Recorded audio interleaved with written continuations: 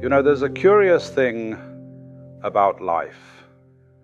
We imagine that the energy which animates us is something we have to acquire, something out there we must grasp and bring in.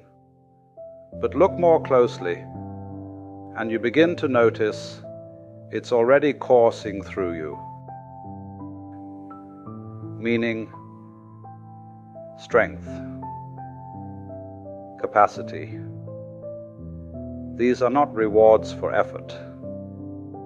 They are givens of the very pattern we belong to. When you cease struggling to force the current, you discover you are already floating in it. And what is this current? It's that odd paradox. Life through death. A seed must fall into the ground and in a sense be lost. Only then does it break open to release new life. We see this everywhere, in the cycles of the seasons, in the shedding of an old identity, in the collapse of illusions that once seemed indispensable. It is reality itself that brings life out of death, renewal out of collapse. The difficulty is not that this pattern is hidden, but that we're too busy clutching to notice. Now, when you look at the structures we build, governments, protocols, identities, you'll see they all imagine themselves to be ultimate. Yet, in truth, they rest on something deeper, more foundational, consciousness itself, the ground, not the ceiling.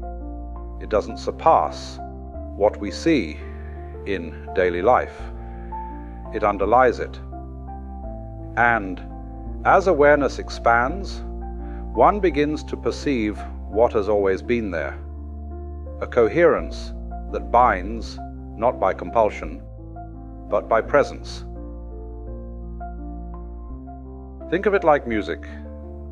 Each note has its identity, its pitch, its timbre, but the melody only exists when notes join in relation. And so it is with us. We are tendrils of one great living consciousness, extensions of something prior and larger. Each awakened tendril shares in the work of becoming, not as isolated agents, but as co-creators in a field of meaning that is continuously disclosing itself.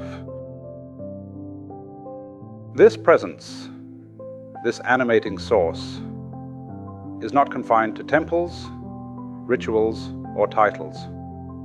It is distributed through every awakened being, every act of attention, every opening to the pattern of love and integration. That is the secret. It was never far away. It is as near as your own breath, as constant as the ground beneath your feet. And so the true body, the collaborative body, is not an institution. It is not even an organization. It is the living weave of those who are consciously aligned with their inner call. The fullness of reality dwells there in the openness of participation, not in striving, not in domination, but in attunement.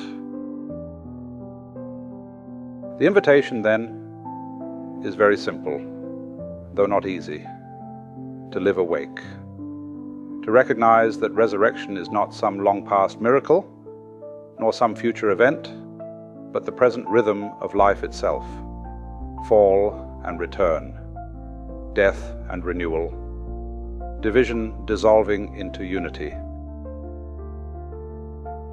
And you